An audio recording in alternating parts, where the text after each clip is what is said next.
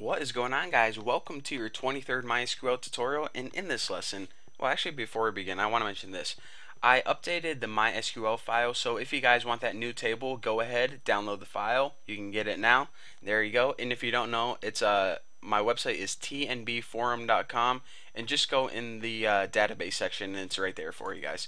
But anyways, what I want to talk about in this tutorial is outer joins. But before we begin that, I want to mention something that I probably should have mentioned last time. Remember when we were talking about column names and how you can have a column and you can give it a nickname by writing like as C or something, and then you can refer to that column as C? Well, you can also give tables nicknames. So I just wanted to show you guys a quick example because I'm probably going to be giving tables nicknames in the upcoming tutorials, and I didn't want you guys to get confused. So let me go ahead and type the whole query, because for these it's easier if I type the entire query and then explain it. So I'm just going to go ahead and select I.seller ID, and I'll give you guys a couple. I.name and C.ID. Might as well type it on different lines. From customers as C, so you guys can probably see what's going on already. Items as I. So basically what we did is, let me just go ahead and finish this before I start blabbing on.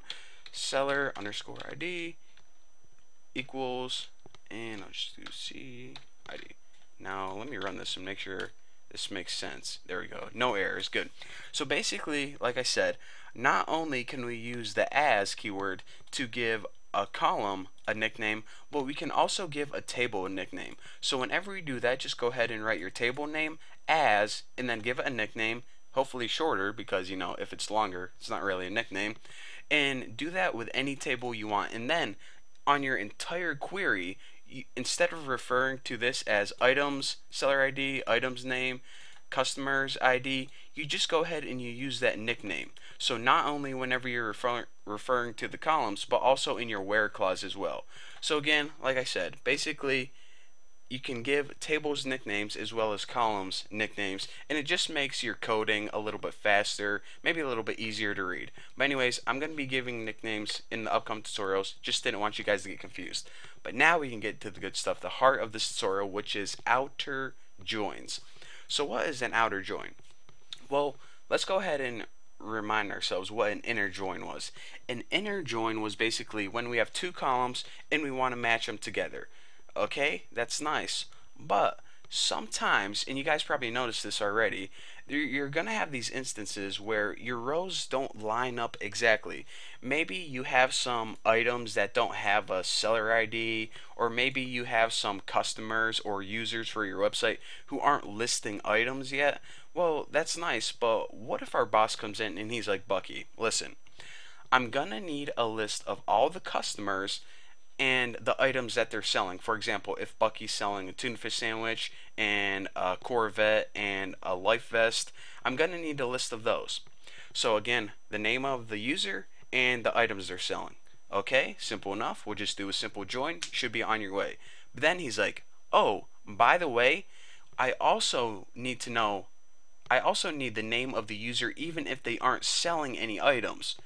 And we're like, okay, that might get confusing. So let's go ahead and try to tackle this problem. So we go ahead and select customers.name, which is basically like the username, and the items.name. So basically the username and the items that they're selling from customers and items.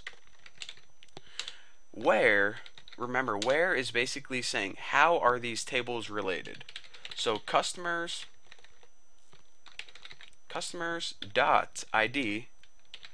should equal seller underscore ID. So we go ahead and rerun this, go check it out. And we'll just go ahead and sort it, make it look a little bit prettier. We hand this to our boss and he's like, wow, this is looking pretty good. Wait a minute, I could have sworn that there are some more users on our website. What the heck happened to them? Some people's names are messing up. Well, the reason that some people's names aren't showing up is because they don't have any items listed right now. But what if we wanted to show them anyways?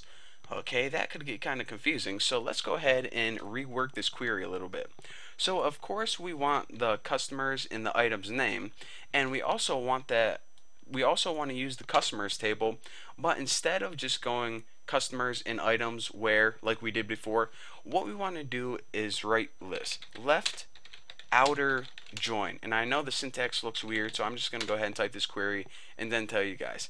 So left outer join items. So take note that there's a table name here, and then you write basically join with this table on. And remember, the on keyword is basically saying how are these tables related. So customers.id, and this is basically the same condition as last time, equal seller underscore ID. So let's go ahead and run this and see what we get. Well, check it out.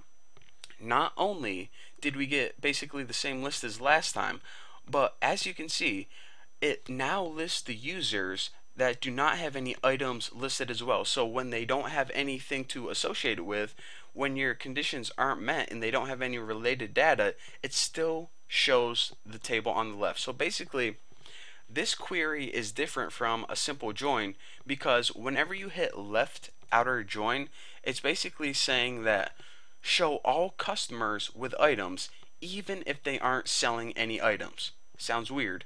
In the keyword left, what this means is, you know how that, look at this syntax right here. You see that right there? There's a table on the left in, I know it's kind of like below it right now, but if this was one long line, then this would be on the right. So customers is on the left and items is on the right of the syntax right here. Whenever you use the keyword left, you're saying left means to include all the rows from the table on the left, therefore the customers table, no matter what. So include all the customers no matter what, no matter if they have items or not.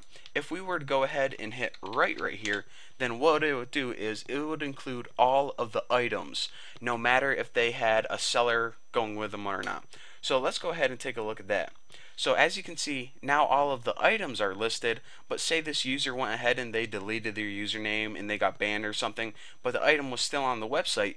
Well, even though they wouldn't have a user associated with that item, since we use that right outer join, it takes all of the rows from the table on the right, which is in this case all of the items, and it forces those to be shown. So even though it doesn't have a customer associated with it, it forces those items to be shown. So that is the difference between left outer join and right outer join. Basically, do you want to force these rows to be shown or these rows to be shown? So again, that is what an outer join is, basically forcing rows to be joined, or excuse me, forcing rows to be shown, different from a regular join where both of the, basically they have to have related data.